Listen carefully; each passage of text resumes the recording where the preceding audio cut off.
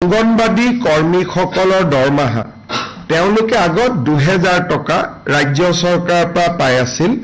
ভাৰত চৰকাৰৰ পৰা আজি আমাৰ কেবিনেটে অসমৰ বিভিন্ন সত্ৰত বাস কৰা উদাসীন ভকতসকললৈ মাহত 1500 টকাকৈ বিত্তীয় সাহায্য দিয়াৰ এটা আঁচনি মঞ্জুৰ কৰিছে 1 অক্টোবৰৰ পৰা তেওঁলোকে আঁচনি লাভ কৰিব আৰু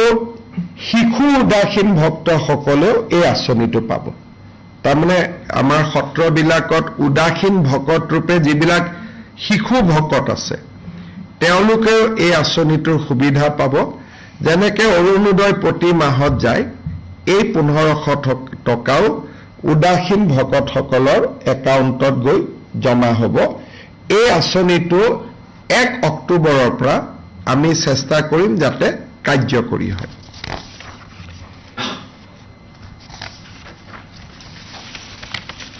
আজি কেবিনেটত আমি এটা সিদ্ধান্ত লৈছো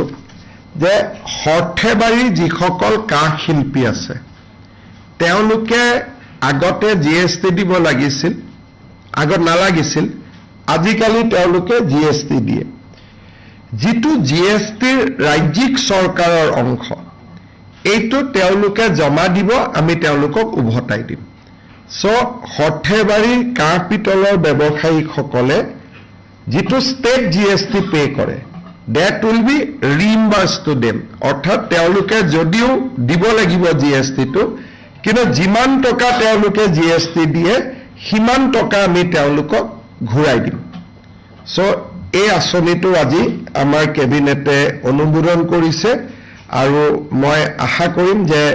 আমাৰ হৰ্থেবাৰী কাঁহ শিল্পীসকলে জিএসটি পেমেন্ট কৰিব আৰু জিএসটি টো উভতাই ল'ব গতিকে এটো বহুদিনীয়া এটা সমস্যা আছিল আজি কেবিনেটত এইটো সমাধান হ'ল আজি আমাৰ কেবিনেটে অঙ্গনবাদী কৰ্মীসকলৰ দৰমহা তেওঁলোকে আগত 2000 টকা ৰাজ্য চৰকাৰৰ পৰা পাই আছিল ভাৰত চৰকাৰৰ পৰা 4500 টকা পাই আছিল এতিয়া আমি যিটো ৰাজ্য চৰকাৰে 2000 দি আছিল এতিয়া তাৰ লগত আমি 1500 যোগ কৰি দিম তাৰমানে they will get 3500 from state government 4500 টকা কেন্দ্ৰীয় চৰকাৰৰ পাব সৰ্বমুঠ তেওঁলোকৰ দৰমহা 8000 টকালৈকে বৃদ্ধি হ'ব তাৰমানে ৰাজ্য চৰকাৰ আৰু কেন্দ্ৰীয় চৰকাৰে দিয়া টকা প্ৰায় সম হ'লগৈ তেওঁলোকে 4000 দিয়ে কেন্দ্ৰীয় চৰকাৰে আমি 3500 দিম কেন্দ্ৰীয় চৰকাৰে 4500 দিয়ে আমি 3500 দিম টোটেল অঙ্গনবাদী দৰমহা 8000 টকা হ'ব 1500 টকা বৃদ্ধি হ'ব ৰাজ্য চৰকাৰে দিব অঙ্গনবাদী কৰ্মীৰ দৰমহা 750 টকা বৃদ্ধি হ'ব আগতে তেওঁলোকক ভাৰত চৰকাৰে 2250 টকা দিছিলে ৰাজ্য চৰকাৰে 1000 দিছিলে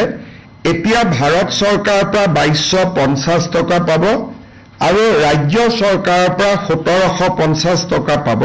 সৰ্বমুঠ 4000 টকা পাব অৰ্থাৎ সহায়িকা গৰাকীয়ে 4000 পাব কৰ্মী গৰাকীয়ে 8000 পাব আৰু বৃদ্ধি কিমান হ'ল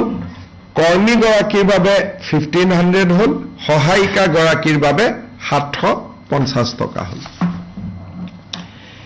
আজি আমাৰ কেবিনেটত আমি ঘোষণা কৰা আৰু এটা আঁচনি আমি অনুমোদন দিওঁ এইবাৰ যিসকল ল'ৰা ছোৱালীয়ে মেট্ৰিক পৰীক্ষা দিব তেওঁলোকৰ ফৰ্ম ফিল আপ অক্টোবৰ মাহৰ 10 তাৰিখে সামৰণি পৰিব এইবাৰ ফৰ্ম ফিল আপত আমি তেওঁলোকক অনুৰোধ কৰিছো যাতে তেওঁলোকে বেংক একাউণ্ট নম্বৰটো দিয়ে আৰু কেবিনেটে যে অনুমোদন কৰিছে যে 1 নৱেম্বৰৰ পৰা মেট্ৰিক শেষ নোহোৱা পৰ্যন্ত প্ৰত্যেকজন উচ্চতৰ HSLC মেট্ৰিক পৰীক্ষাৰ্থীক আমি প্ৰতি মাহত 300 টকাকৈ তেওঁলোকৰ বেংক একাউণ্টত দিম এই টকাখিনি তেওঁলোকে বুকস কিনিব পাৰিব নোটবুকস কিনিব পাৰিব নিউট্ৰিচিয়াছ ফুড ল'ব পাৰিব অৰ্থাৎ 5 লাখ ষ্টুডেণ্টে মাহত 300 টকাকৈ অলমোষ্ট আমি মেট্ৰিক কোন মাহত হয় নাজানো যদি এপ্ৰিলত হয় 6 মাহৰ কাৰণে পাব যদি ফেব্ৰুৱাৰীত হয় 4 মাহৰ কাৰণে হ'ব যদি মাৰ্চত হয় 5 মাহৰ কাৰণে পাব তাৰ মানে কোনো মেট্ৰিক ক্যান্ডিডেটে নিউট্ৰিচিয়াছ ফুড বা কিতাপ পত্ৰ কিনাৰ পৰা বঞ্চিত হ'ব নালাগে নিজকে মেট্ৰিকৰ কাৰণে প্ৰিপেয়াৰ কৰাৰ কাৰণে তেওঁলোকে 300 টকা লাভ কৰিব প্ৰত্যেক মাহত আৰু এই আঁচনিটো 1 নৱেম্বৰৰ পৰা কাৰ্যকৰী হ'ব আপোনালোকে হয়তো ভাবিব যে লৰাবিলাকক ফৰ্ম দিব নহয় আমি মেট্ৰিকৰ ফৰ্ম ফিলআপতে তেওঁলোকৰ বেংক একাউণ্ট নম্বৰটো লৈ লম আৰু তেওঁলোকে পুনে পুনে তেওঁলোকক আমি 1 নৱেম্বৰৰ পৰা